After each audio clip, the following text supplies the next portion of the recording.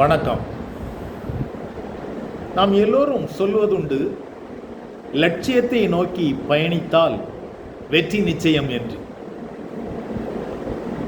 ஒரு மனிதன், ஐயா, நான் என்ன லட்சியம் கொள்ள வேண்டும் என்று ஒரு ஞானியிடம் கேட்டான்.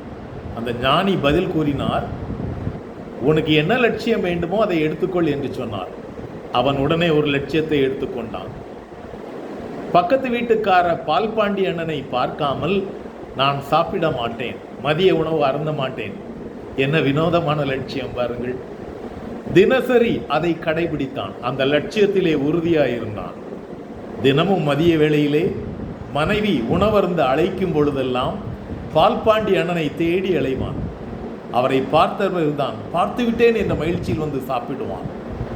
ஒரு நாள் அவன் வழக்கம் போல மதிய உணவை சாப்பிட மனைவி அழைத்த பொழுது பால்பாண்டி அண்ணனை தேடுகிறான், காணவில்லை.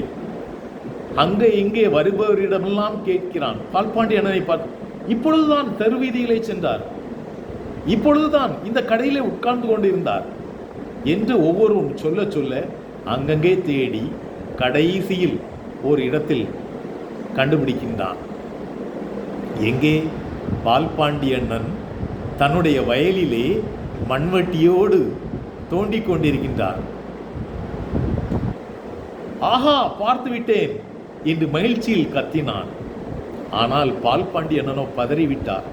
ஏனென்றால் அவர் தோண்டிய இடத்தில் அவருக்கு ஒரு புதையல் கிடைத்தது. இந்த மனிதனை பார்த்து சொன்ன, ஏப்பா, பார்த்து விட்டாயா? சத்தம் போட்டு விடாதே, நாம் இருவரும் இந்த புதையலை ஆளுக்கு பாதியாக பகிர்ந்து கொள்ளும் என்று சொன்னார்.